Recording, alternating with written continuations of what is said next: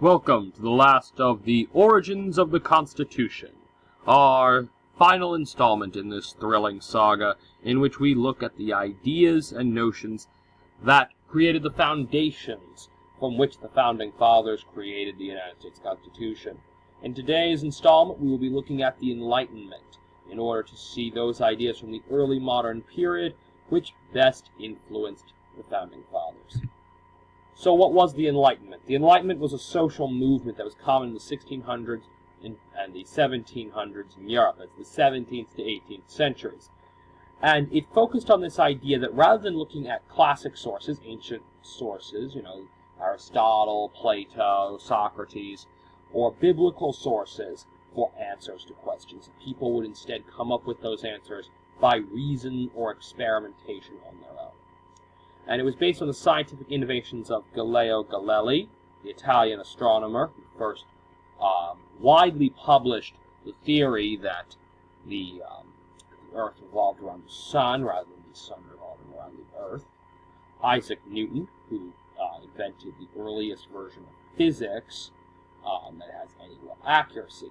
In fact, Newtonian physics are so impressive that they can actually even be used to land a rocket on the moon.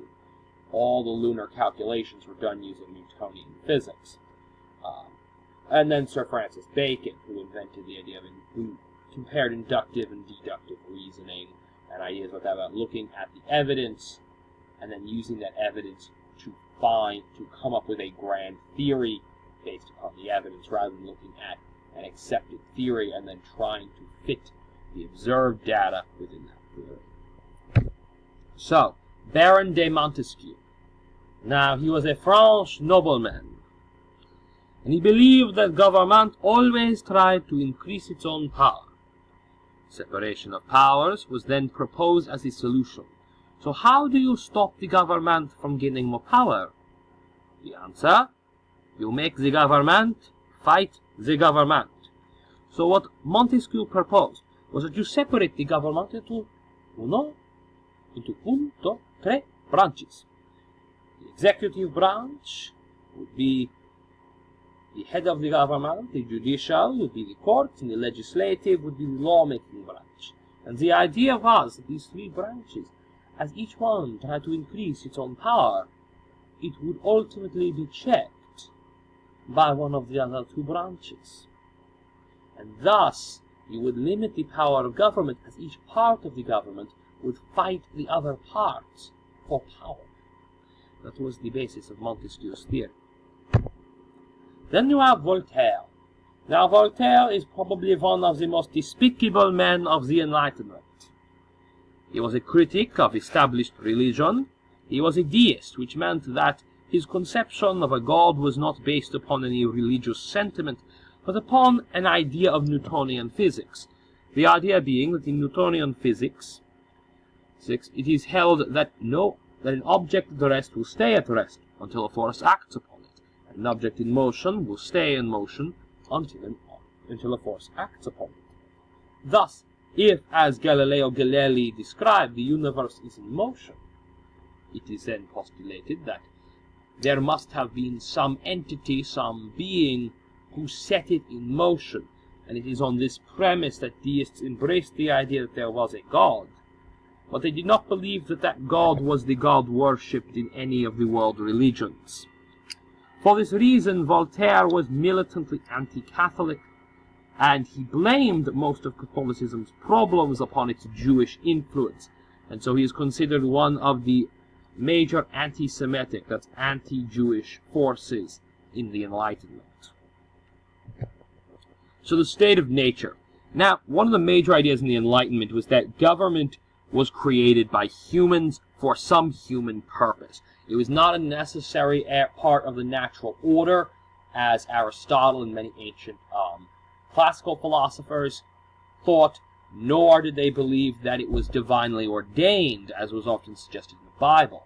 Rather, it was believed by these individuals that governments were created by human beings to do something for the people they ruled. And that if one could figure out what this was, then you could evaluate how well a government was doing at accomplishing that task. And now we're going to be looking at three different philosophers of the Enlightenment. And based upon that, we're going to now discover whether or not how these ideas influenced the what they believed the purpose of government was, and what the proper relationship of the citizen to the government was. So Thomas Hobbes, his idea of the state of nature was the war of every man against every man. He believed in a state of anarchy that existed before governments, and life was nasty, brutish, and short. He believed government existed to protect the life of the citizens. That was the purpose. In the state of nature, those who were strongest and craftiest survived and preyed upon the weak. And so in order to remedy this, human beings entered into what was called the civil covenant. A covenant means an unbreakable agreement. And the people handed over all their decision-making powers and rights to a government. And that this government now held all of that power as an absolute, unstoppable entity. And he defined this in his book, Leviathan. Leviathan is named after a biblical sea monster that was described as being so powerful that only God could kill it.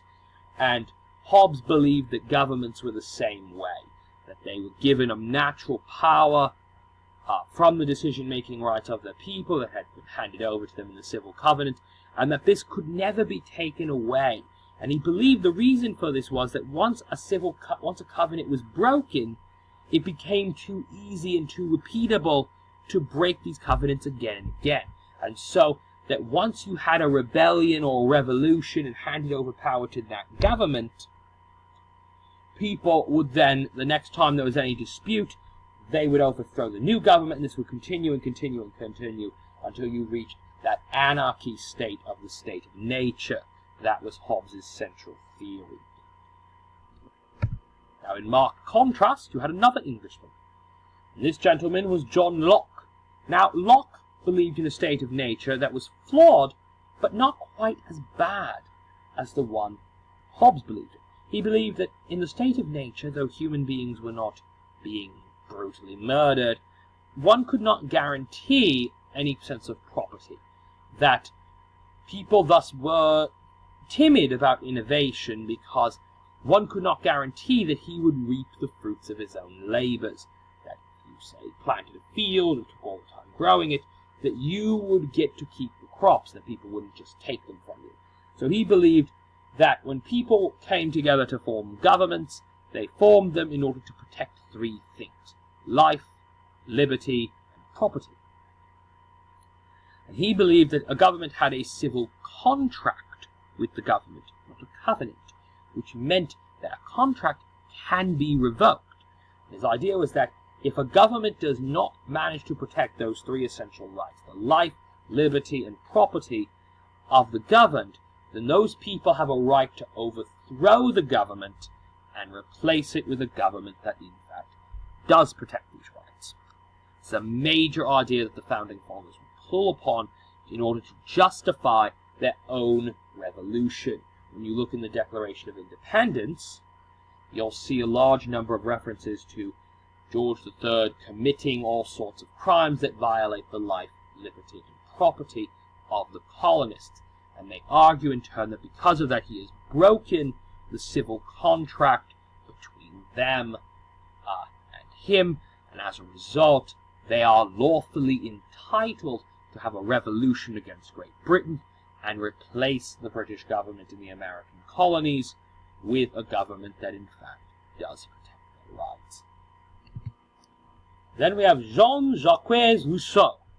Now, he was a French philosopher, which is why I have returned to my terrible French accent.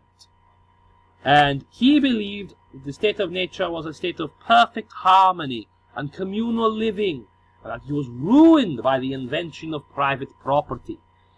That with this, people created government in order to protect what they had claimed that he felt they had no right to, and that this created more problems. As he put it, that men rushed head-on into chains, he put it. And he believed that while government was an evil, he figured that we could not return to this state of nature.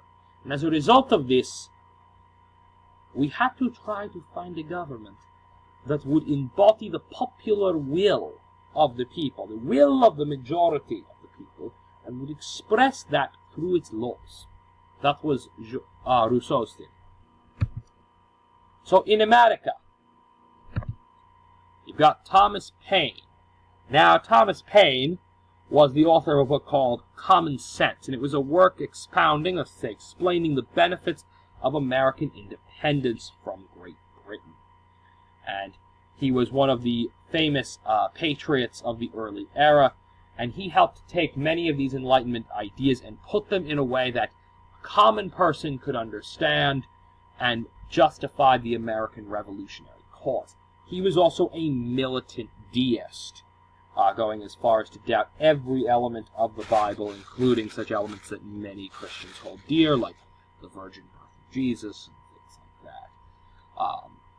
Not my personal favorite, but that's Thomas Paine.